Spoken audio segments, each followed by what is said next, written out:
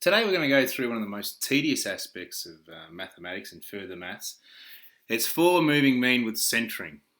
Okay, the 3 and 5 or any odd moving means, that's a nice easy one because if I just had, say, 3 moving mean with April, May and June, I'd go 21 plus 40 plus 52 divided by 3, the average goes smack bang there in that little spot.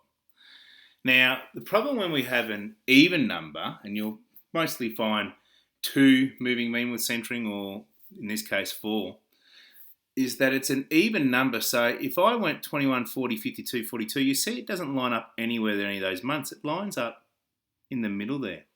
And this is why I've included the answers from the textbook, because theirs is set up nicely where it's got some nice gaps and you can fill in those gaps, and in your project you might get something very similar to this.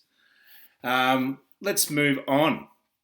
So what we've got here, construct a table of 4 columns: month, internet usage, 4 moving mean, and 4 moving mean with centering. So I've got the 4 mean, 4 mean centering. All right.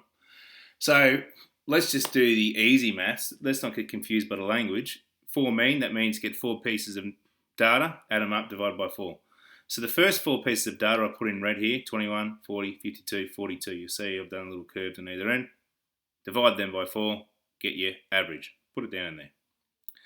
And you'll notice theirs is a little bit better. Because they've got the first 4 pieces of data here, they put that one smack bang in the middle. All right, 4 bits of data, put it in the middle.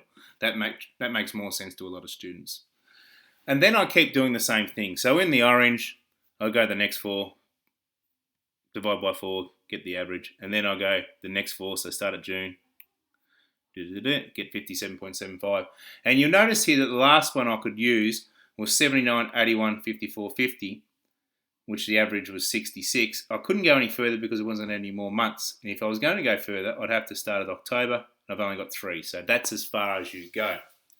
So what you'll notice about these averages that I've found using 4 pieces of data, they've done the same thing here. So here's the 4, get that average in the middle. Here's the next 4, get that average in the middle, etc.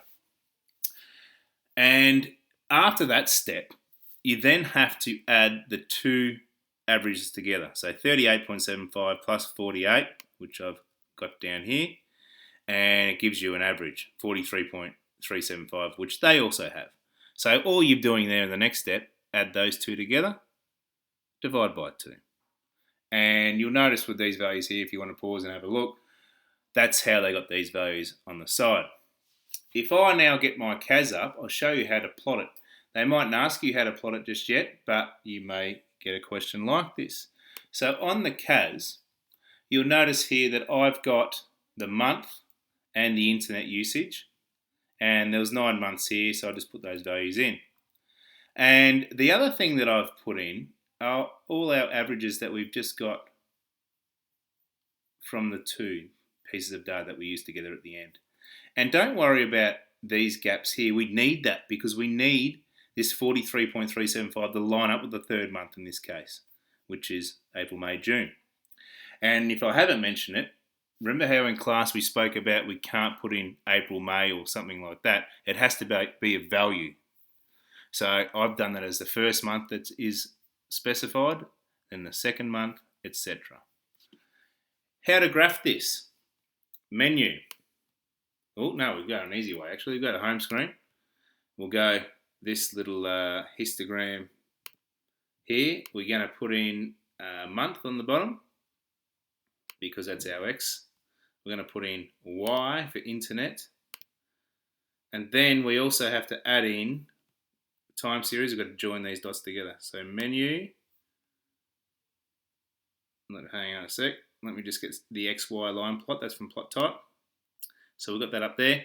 And we want to add in another variable along here because we've changed the internet usage. So I'm going to add another one. So I'm going to go menu, plot properties. I'm going to add a Y variable.